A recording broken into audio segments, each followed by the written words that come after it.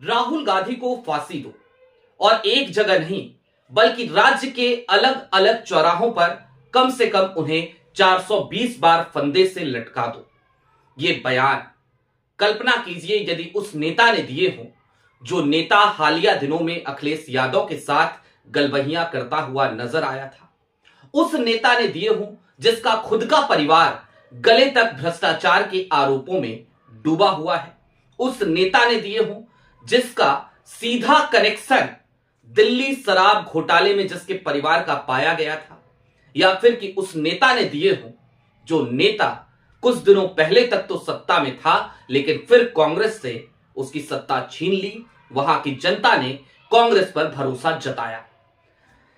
दरअसल आज की तारीख में इस एक नेता के नफरती बयान के साथ हम इस बात का विश्लेषण करेंगे कि क्या ये वो वक्त नहीं है जब कांग्रेस को चाहिए कि वो अपनी आंखें खोले और देखे कि वो कौन से लोग हैं जिनके साथ उसे आगे चलना है और वो कौन से लोग हैं जिनका साथ उसे छोड़ देना है। सारी बातें जरा विस्तार से करेंगे। नमस्कार, मैं स्वप्निल और आप मुद्दा देख रहे हैं। दोस्तों आगे बढ़ें उससे पहले वही छोटी सी अपील। मुद्दा इन दिनों एक गंभीर आर्थिक संकट से जूझ रहा है। एक तरफ हमारे मेन बैंक अकाउंट्स फ्रीज चल रहे हैं तो दूसरी तरफ हमारे 28 साल पुराने चैनल को हमसे लंबे समय तक छीन कर रखा गया था। ऐसे में डे टू डे ऑपरेशंस में मुद्दा को काफी मुश्किलों का सामना करना पड़ रहा है। लिहाजा आपसे गुजारिश है, यदि आप चाहें, यदि आप सक्षम हो और यदि आपको मुद्दा की बेबाकी पसंद हो तो छोटी छोटी मदद जरूर कीजिएगा। इसके लिए आप स्क्रीन पर दिख रहे क्यूआर कोड या फिर के नीचे दिख रहे यूपीआई नंबर का इस्तेमाल कर सकते हैं। अब आगे बढ़ते हैं।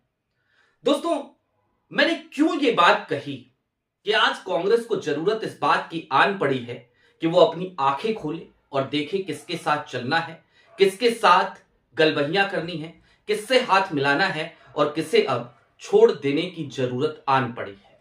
या फिर कि कांग्रेस को अब यह समीक्षा कर लेनी चाहिए कि जो उन लोगों के साथ है, जो लोग आज की तारीख में खुलकर राहुल गांधी के प्रति नफरत वाली भाषा बोलते हैं, ऐसे लोगों से तो कम से कम हाथ जोड़ ही लेना चाहिए। अब कौन है वो नेता? तो सबसे पहले आपकी स्क्रीन पर नव भारत लाइव का ये एक स्क्रीनशॉट है, उसकी हेडलाइन है, उसकी खबर है। जी हां, कोई और नहीं बल्कि ये शख्स हैं केसीआर के बेटे, के चंद्रशेखर राव के बेटे, तेलंगाना के पूर्व मुख्यमंत्री के बेटे। इन्हीं की बहन है के कविता, और के कविता का नाम दिल्ली शराब घोटाले में आया था, आपको याद होगा। केसीआर भी, उनके ऊपर भी भ्रष्टाचार के बहुत सारे आरोप मढ़े गए हैं। लेकिन दोस्तों अब जरा थोड़ी देर के लिए ठहरिए और याद कीजिए, हालिया दिनों में अखिलेश यादव जब तेलंगाना के दौरे पर गए थे तो कांग्रेस पार्टी ने उनका भव्य स्वागत किया था। कांग्रेस पार्टी की सरकार ने भी उनका भव्य स्वागत किया था। लेकिन उसके बावजूद अखिलेश यादव इन केटीआर से गलबहियां करते हुए नजर आए थे और यह भी कहते हुए नजर आए थे कि हमारे और केसीआर साहब के संबंध बहुत पुराने हैं, हमेशा से हैं, हमेशा रहेंगे। जिनसे हमेशा संबंध बनाए रखने की बात अखिलेश यादव कर रहे हैं, वही व्यक्ति आज की तारीख में राहुल गांधी को तेलंगाना के चौराहों पर फांसी पर लटकाने की बात करता हुआ नजर आता है। और कहता क्या है, किस आधार पर वो चाहता है कि राहुल को फांसी दी जाए? तो वो आधार है कि तेलंगाना सरकार ने किए हुए अपने सारे वायदे अभी तक पूरे नहीं किए हैं, कुछ वायदे छूट गए हैं। उन वायदों को लेकर राहुल गांधी को 420 बार अलग अलग चौराहों पर फांसी दी जानी चाहिए। अब यह बयान आपको बताने का मतलब क्या था जानते हैं, ताकि अब थोड़ा सा कांग्रेस की समीक्षा की जाए कि कांग्रेस कैसे आज की तारीख में आगे बढ़ सकती है, खुद के पैरों पर खड़ा हो सकती है और खुद के पैरों पर खड़ा होना उसका कितना जरूरी है। दोस्तों ये वही तेलंगाना है जहां पे आज कांग्रेस की पूर्ण बहुमत की सरकार है।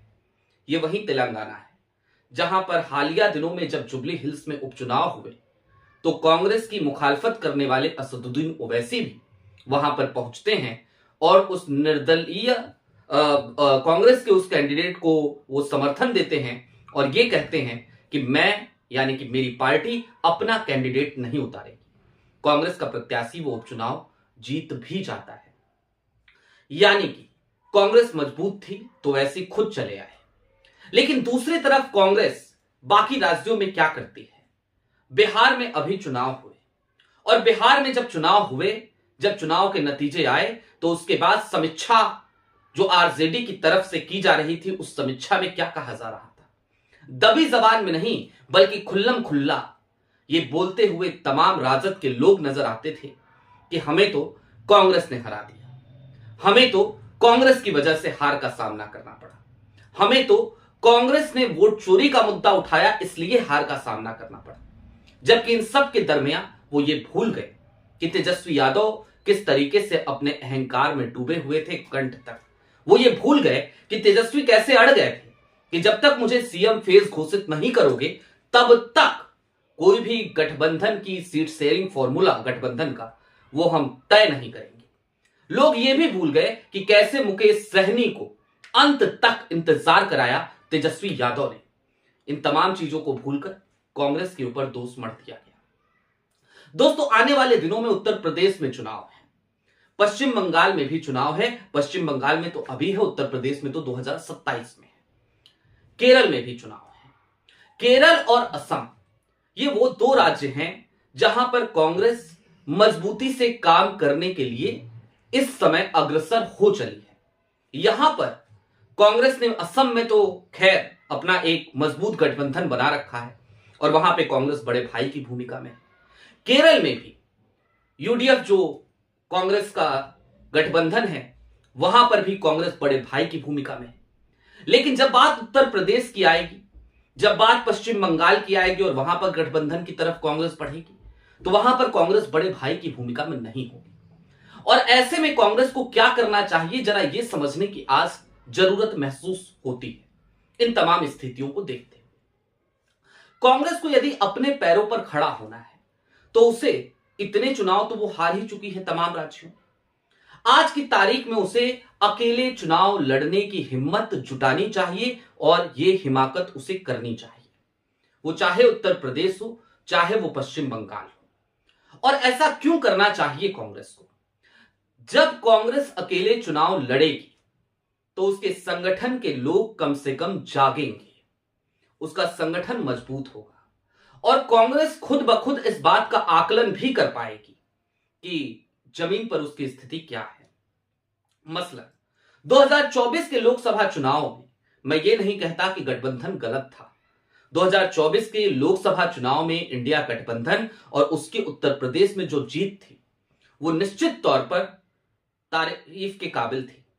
लेकिन क्या सिर्फ और सिर्फ अखिलेश यादव की वजह से ये जीत हासिल हुई? जवाब है नहीं। उत्तर प्रदेश में यदि राहुल गांधी का साथ अखिलेश के साथ नहीं होता, यदि कांग्रेस का हाथ समाजवादी पार्टी के साइकिल के साथ नहीं होता, तो क्या दलित वर्ग, शोषित वर्ग, वंचित वर्ग, पिछड़ा वर्ग वो उसी तरीके से अखिलेश यादव पर भरोसा कर पाता? क्या दलित वर्ग का वोट पोलराइज हो पाता उसी तरीके से इंडिया गठबंधन को, उसी तरीके से समाजवादी पार्टी को? जवाब है नहीं। और एक जो आंकड़े आते हैं ना, वो आंकड़े चीख चीख कर इस बात पर मुहर भी अक्सर लगा देते हैं। मसलन आपको याद रखना चाहिए कि जिन सीटों पर कांग्रेस के कैंडिडेट थे वहां पर Bahujan Samaj party 1 lakh vote cross नहीं कर पाई थी। लेकिन जहां जहां समाजवादी पार्टी के कैंडिडेट थे वहां वहां बहुजन समाज पार्टी 1 लाख से ज्यादा वोट लेकर के आ पाई थी।